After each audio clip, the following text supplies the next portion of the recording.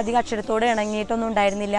പിന്നെ കളിയിലൂടെയും പാട്ടിലൂടെയൊക്കെ ഞങ്ങൾ രസകരമായിട്ട് ക്ലാസ് കൊണ്ടുപോയി. ഇപ്പോൾ കുട്ടികളുടെ ഗ്രേഡൊക്കെ ഉയർന്നിട്ടുണ്ടെന്നാണ് ടീച്ചർമാരോട് അന്വേഷിച്ചപ്പോൾ കിട്ടിയ റിപ്പോർട്ട്. എനിക്ക് ട്യൂഷനിൽ വന്നത് കൊണ്ട് ഇംഗ്ലീഷൊക്കെ നന്നായിട്ട് മനസ്സിലായി. ഇപ്പോൾ ടീച്ചർ ക്ലാസ്സിൽ പറഞ്ഞ് എഴുതാനൊക്കെ പറഞ്ഞാൽ ട്യൂഷൻസൊക്കെ പോലെ എഴുതാനൊക്കെ പറ്റുന്നുണ്ട്. ഇംഗ്ലീഷിൽ എനിക്ക് പരീക്ഷയ്ക്കൊക്കെ ആദ്യം മാർക്ക് കുറവായിരുന്നു. പിന്നെ ഞാൻ ട്യൂഷനിൽ വന്ന മുതൽ സാറ് എനിക്ക് ഇംഗ്ലീഷൊക്കെ നല്ലോണം പറഞ്ഞു തരാറുണ്ട്. സ്കൂളിൽ സാറ് എല്ലാവർക്കും വേണ്ടി പറഞ്ഞു തരുമ്പോൾ എനിക്ക് ചിലവും മനസ്സിലാവാത്ത ഞാൻ ഈ ട്യൂഷന് വരുമ്പോൾ സാറിനോട് ചോദിച്ച് മനസ്സിലാക്കും. ടീച്ചർ എനിക്ക് നല്ല പാട്ടുകളൊക്കെ പഠിച്ചു തരും. അതേപോലെ സ്കൂളിൽ പോയി ഞങ്ങൾ ഫ്രണ്ട്സിനൊക്കെ പറഞ്ഞെടുക്കും. അവർക്ക് നല്ല ഇഷ്ടമാണ്. കുട്ടികളുടെ സർഗാത്മകത പരിപോഷിപ്പിക്കുന്നതിനായി ചിത്രകലാ ക്യാമ്പ്, കഥ, കവിതാ രചന, നാടക ക്യാമ്പ് തുടങ്ങിയവയും കായികക്ഷമതാ വിദ്യാഭ്യാസത്തിന്റെ ഭാഗമായി പഞ്ചായത്ത് തല കായിക മത്സരങ്ങളും ഇവിടെ നടത്തിവരുന്നു. അമ്മമാർക്കും കൗമാരപ്രായക്കാരായ പെൺകുട്ടികൾക്കും വേണ്ടി മൈലാഞ്ചിക്കൂട്ടം കൗൺസിലിംഗ് ക്ലാസുകൾ നടത്തുകയും ചെയ്യാറുണ്ട്. പഠനത്തോടൊപ്പം സമ്പാദ്യവും എന്ന മുദ്രാവാക്യവുമായി പുസ്തക നിർമ്മാണം, സോപ്പ് നിർമ്മാണം, ചന്ദനത്തിരി നിർമ്മാണം എന്നിവയ്ക്കുള്ള പ്രത്യേക പരിശീലനം കുട്ടികൾക്ക് നൽകുകയുണ്ടായി.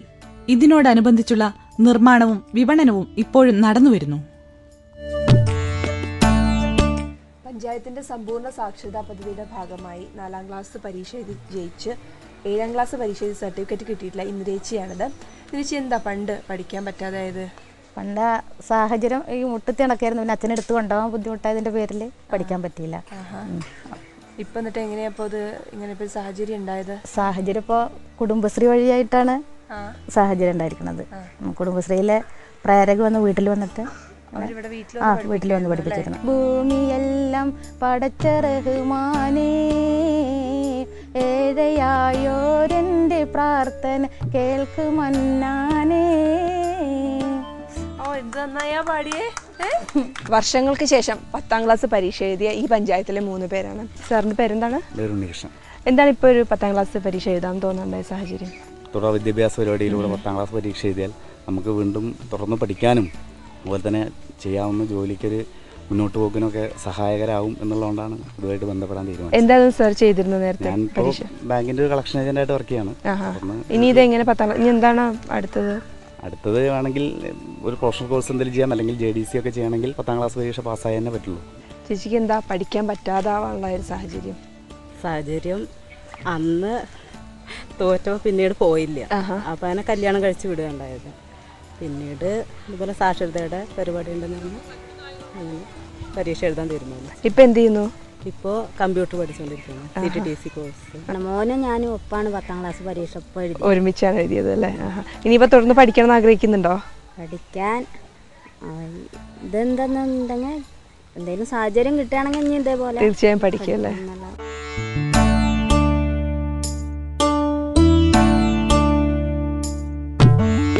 മുതുതലയുടെ വികസന ദൃശ്യങ്ങളൊക്കെ നമ്മൾ കണ്ടു കഴിഞ്ഞു. അതെ, ഇനി ചർച്ചയ്ക്കുള്ള സമയമാണ്. പട്ടാമ്പി പണ്ടേ പ്രസിദ്ധമാണ്. പട്ടാമ്പി എന്ന് കേൾക്കാത്തവരാരും ഉണ്ടാവില്ല. ഇപ്പോൾ പട്ടാമ്പി എന്ന് പറയുമ്പോൾ ചിലപ്പോൾ മുതുതല എന്നും കൂടി പറയേണ്ടി വരും അല്ലേ? അങ്ങനെ സമഗ്രമായിട്ടുള്ള പല മേഖലകളെയും ഉൾക്കൊള്ളിച്ചുകൊണ്ടുള്ള ഒരു സമീപനമാണ്. ഒരു വികസന റിപ്പോർട്ട് തയ്യാറാക്കിയിട്ടുണ്ടോ? വികസന റിപ്പോർട്ട് തയ്യാറാക്കാൻ വേണ്ടിയുള്ള ശ്രമത്തിലാണ്. അപ്പോൾ റിപ്പോർട്ടില്ലെങ്കിലും അതിൻ്റെ പ്രവർത്തനങ്ങളൊക്കെ സമഗ്രമായി നടക്കുന്നുണ്ട് അല്ലേ? അല്ല, സ്ത്രീ പദവി റിപ്പോർട്ട് കണ്ടു. ഏറ്റവും ആകർഷകമായിട്ട് തോന്നിയത് വിദ്യാഭ്യാസ മേഖലയിൽ പഞ്ചായത്ത് നടത്തുന്ന പ്രവർത്തനങ്ങളാണ്.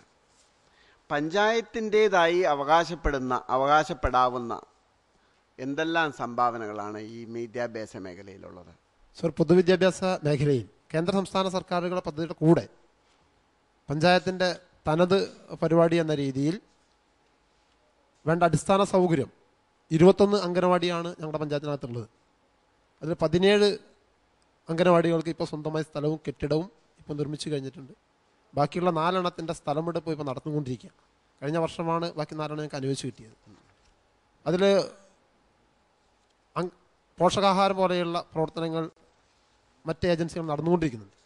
അതിലെടുത്തു പറയത്തക്ക ഒരു പ്രവർത്തനം എന്ന് പറയുന്നത് കുട്ടികളുടെ കലാ കായിക വാസന പ്രോത്സാഹിപ്പിക്കുന്നതിന് വേണ്ടി ബാലകലാമേള എന്ന പേരിൽ 2002 മുതൽ ഈ അംഗനവാടിയിലെ കുട്ടികൾക്ക് ഗവൺമെൻറ്റിൽ നിന്നുള്ള ഭക്ഷണം അല്ലാതെ പഞ്ചായത്ത് വകയായിട്ട് വല്ലതും കൊടുക്കുന്നുണ്ടോ? അഡീഷണൽ കൊടുക്കുന്നുണ്ട്. എന്തൊക്കെയാണ്? പാല്, മുട്ട, പഴം.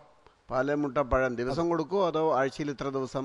അത് ഈ മൂന്ന് ആഹാരങ്ങൾ ഒരു ക്രമം വെച്ചിട്ടുണ്ട്. ഒന്നിടവിട്ട ദിവസങ്ങളിൽ ആയിട്ടാണ് അത് നൽകി വരുന്നത്. അത് ശരി. പിന്നെ ഉച്ചയൂണ് സ്കൂളിൽ എല്ലാ സ്കൂളുകളിലും PTA-യുടെയും പഞ്ചായത്തിന്റെയും ഇടപെടലിന്റെ ഭാഗമായി ഉച്ചക്കഞ്ഞി എന്ന് മാറ്റി ഉച്ച ഭക്ഷണമാക്കി മാറ്റി. ആ ഭക്ഷണത്തിൽ എന്തൊക്കെയുണ്ട്? ഭക്ഷണത്തിന് സാമ്പത്തിക സഹായം ഗ്രാമപഞ്ചായത്തിന് ചെയ്യാൻ നിർവാഹമില്ല. അതില് പുറമേ നിന്നുള്ള ആളുകളുടെ സഹായം PTA-യുടെ ഇടപെടലിന്റെ ഭാഗമായി, വിദ്യാഭ്യാസ സമിതിയുടെ ഇടപെടലിന്റെ ഭാഗമായിട്ട് പുറമേ നിന്നുള്ള വളരെ താല്പര്യമുള്ള ആളുകളുടെ സംഭാവന എന്ന രീതിയിൽ വാങ്ങി പച്ചക്കറി സംഭാവന ചെയ്യുന്നുണ്ട്, അരി സംഭാവന ചെയ്യുന്നുണ്ട്. അതിപ്പോ എല്ലാ സ്കൂളും 11 വിദ്യാഭ്യാസ സ്ഥാപനങ്ങളിലും ഉച്ച ഭക്ഷണം എന്ന രീതിയിലാക്കി മാറ്റി. പിന്നെ ഈ അംഗവൈകല്യ ഉള്ള കുട്ടികളുടെ കാര്യം പറഞ്ഞു, അതിന് എന്താ സംവിധാനം അവിടെ? മാനസികവും ശാരീരികവുമായിട്ടുള്ള വൈകല്യമുള്ള കുട്ടികൾ, അത് ഞങ്ങൾ അതിലേക്ക് എത്തിച്ചത് ഇപ്പോൾ പൊതുവിദ്യാഭ്യാസ സ്ഥാപനങ്ങളിൽ തന്നെ ഇങ്ങനെയുള്ള കുട്ടികൾ, കുറച്ച് വൈകല്യമുള്ള കുട്ടികൾ ഒരു പക്ഷേ ഇപ്പോൾ ഉള്ള സ്ഥാപനങ്ങളുണ്ട്, അവർക്ക് അവിടെ നിന്ന് തന്നെ സഹായം കിട്ടുന്നുണ്ട്.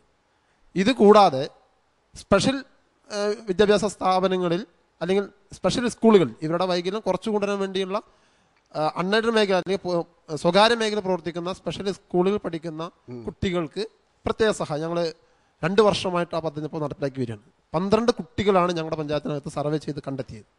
അവരെ ഒരുപക്ഷെ അവർക്ക് ഈ മാനസികവും ശാരീരികവുമായിട്ടുള്ള വൈകല്യം കൊണ്ട് പൊതുവിദ്യാഭ്യാസ സ്ഥാപനത്തിൽ പോകാൻ പറ്റാത്ത സാഹചര്യം കൊണ്ടാണ് സ്പെഷ്യൽ സ്കൂളിൽ പോകുന്നത്.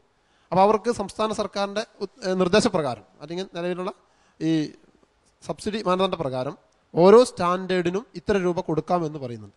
അത് പ്രകാരമാണ് ഞങ്ങൾ വിവിധ സ്റ്റാൻഡേർഡ് പഠിക്കുന്ന കുട്ടികൾ, 12 കുട്ടികളും വിവിധ സ്റ്റാൻഡേർഡിലാണ്, 3 വ്യത്യസ്ത സ്കൂളുകളായിട്ടാണ് അവർ പഠിക്കുന്നത്. അവർക്ക് വസ്ത്രത്തിന്, പുസ്തകങ്ങൾ വാങ്ങാൻ, യാത്രാ ചെലവിന്, ഇങ്ങനെ എല്ലാ ചെലവുകൾക്ക് കൊടുക്കാമെന്ന് നമ്മുടെ സംസ്ഥാന സർക്കാരിൻ്റെ സബ്സിഡി നിയമത്തിൽ പറയുന്നുണ്ട്. അത് പ്രകാരമുള്ള സഹായം നൽകി വരുന്നു. 10ാം ക്ലാസ് പാസ്സാവുന്ന കുട്ടികളുടെ വിജയ ശതമാനം ഒരു മാനദണ്ഡം എന്നുള്ള നിലയ്ക്ക് ഉയർന്നിട്ടുണ്ടോ?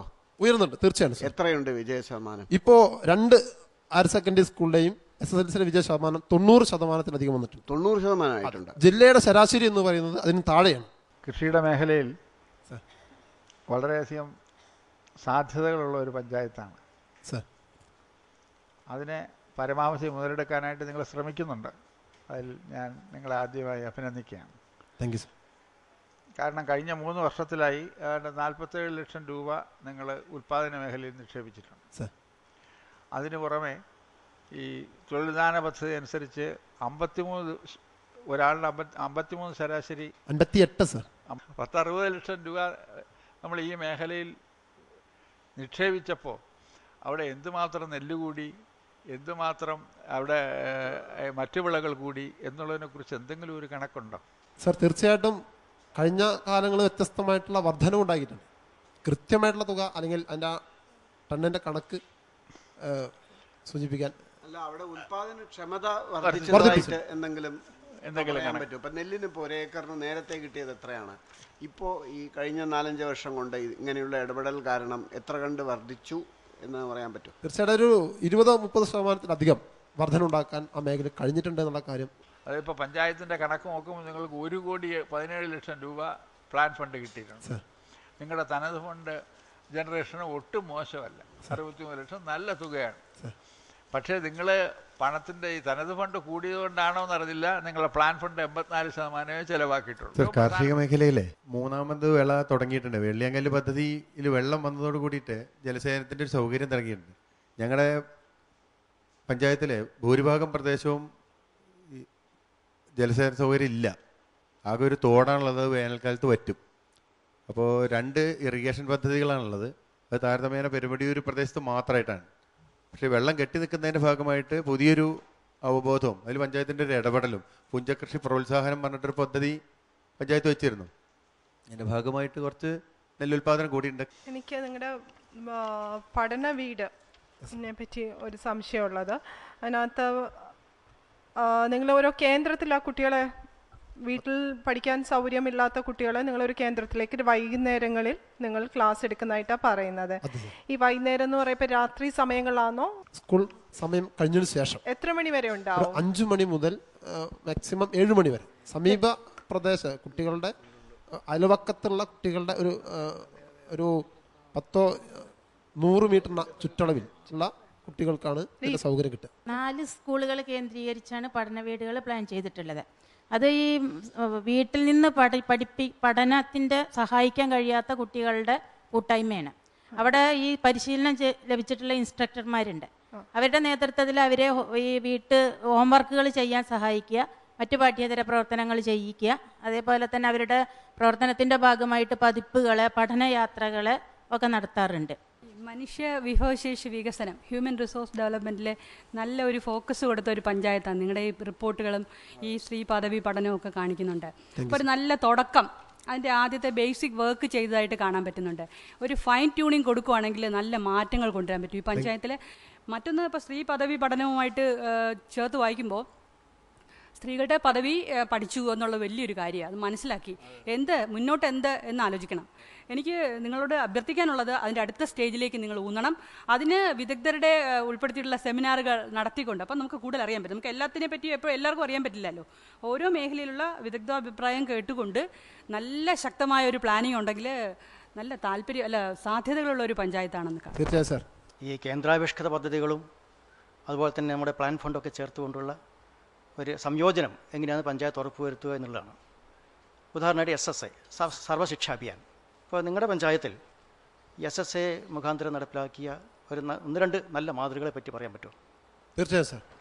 SSA വിഭാവനം ചെയ്യുന്ന പ്രവർത്തനങ്ങളിൽ തീർച്ചയായിട്ടും നിശ്ചിത ശതമാനം ഫണ്ട് പഞ്ചായത്ത് നീക്കിവെക്കുമ്പോൾ അത് പഞ്ചായത്ത് മുഖേന തന്നെ നടപ്പിലാക്കണമെന്ന് ഒരു നിർബന്ധമുള്ള ഒരു ഗ്രാമപഞ്ചായത്ത് ഞങ്ങൾ എല്ലാ മാസവും PEC പഞ്ചായത്ത് വിദ്യാഭ്യാസ സമിതി ചേർന്നുകൊണ്ട് SSA വിഭാവനം ചെയ്യുന്ന പ്രവർത്തനം അതിലൊരു പക്ഷേ നീക്കിവെച്ച തുക എന്ന് പറയുന്നത് വളരെ പരിമിതമായിരിക്കും. ഇപ്പോൾ ഇവിടെ കാണിച്ച ഒരു നിറക്കൂട്ട് എന്ന് പറയുന്ന പരിപാടിക്ക് SSA പ്രകാരം വളരെ നോമിനൽ എമൗണ്ട് ഉണ്ടാവും, ചെറിയ സംഖ്യ മാത്രമാണ് നീക്കിവെച്ചിരുന്നത്. പക്ഷേ ഞങ്ങളത് ജനകീയമായിട്ട് നടപ്പിലാക്കാൻ വേണ്ടി തീരുമാനിച്ചപ്പോൾ അതിൻ്റെയൊക്കെ ഒരു 10 ഇരട്ടി തുക അല്ലെങ്കിൽ 10 ഇരട്ടി തുക അതിന് സമാഹരിക്കാനും ആ പരിപാടി അത്രയും വലുതാക്കി നടത്താനും ഞങ്ങൾക്ക് സാധിച്ചിട്ടുണ്ട്. അപ്പോൾ തീർച്ചയായിട്ടും ആ രീതിയിൽ പെൺകുട്ടികൾക്കുള്ള വിദ്യാഭ്യാസം, SSA വിഭാവനം ചെയ്യുന്നത് മുസ്ലിം പെൺകുട്ടികൾക്കുള്ള പ്രത്യേക വിദ്യാഭ്യാസം, പട്ടികജാതി അല്ലെങ്കിൽ പിന്നോക്കം നിൽക്കുന്ന വിദ്യാർത്ഥികൾക്കുള്ള പ്രത്യേക പ്രോത്സാഹന പരിപാടികൾ, അതുപോലെ തന്നെ ഈ പഠന വീട് എന്ന പരിപാടിയൊക്കെ തീർച്ചയായിട്ടും SSAയുടെ ഭാഗമായി വരുന്നതാണെങ്കിലും അത് അതിനേക്കാളും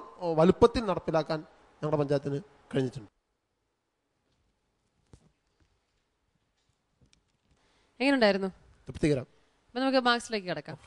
15-ൽ 13. 15-ൽ 12. Thank you sir. 10-7. 10-7. മുതുതല ഗ്രാമപഞ്ചായത്തിന് 60-ൽ 46 മാർക്സാണ് ലഭിച്ചിരിക്കുന്നത്. അവരെല്ലാവരും ഹാപ്പിയാണ്. ഇവരുടെ ഈ പ്രവർത്തനങ്ങളിൽ നിങ്ങളും ഹാപ്പിയാണെങ്കിൽ തീർച്ചയായും ഇവർക്ക് SMS അയക്കുക. SMS അയക്കേണ്ട format GKE space MTLA space 10-ൽ നിങ്ങൾ നൽകുന്ന മാർക്സ് 537252 എന്ന നമ്പറിലേക്ക് അയക്കുക. പസഫിക് സമുദ്രത്തിലെ മലിനീകരണത്തെക്കുറിച്ച് പഠിച്ച ഒരു ശാസ്ത്ര സംഘം ആൽബട്രോസ് പക്ഷികളുടെ ദുരൂഹ മരണത്തെക്കുറിച്ച് പറയുകയുണ്ടായി. മരിച്ച പക്ഷികളുടെ വയറ്റിൽ നിന്നും സിറിഞ്ചുകളും ടൂത്ത് ബ്രഷ് കഷ്ണങ്ങളും ഉൾപ്പെടെ നിരവധി പ്ലാസ്റ്റിക് കഷ്ണങ്ങൾ ഉണ്ടായിരുന്നു.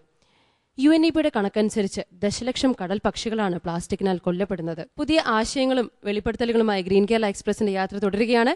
വീണ്ടും നാളെ. നന്ദി, നമസ്കാരം. Green Kerala express.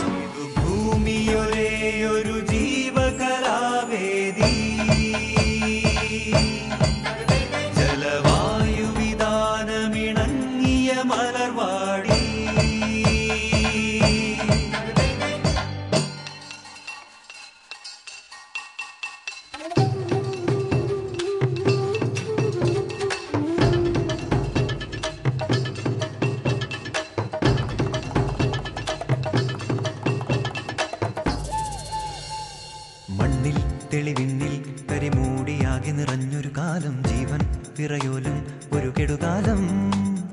കുന്നും പുഴമണലും ചെറുനാണയത്തിനു വിത്തുതുലയ്ക്കും നെഞ്ചിൽ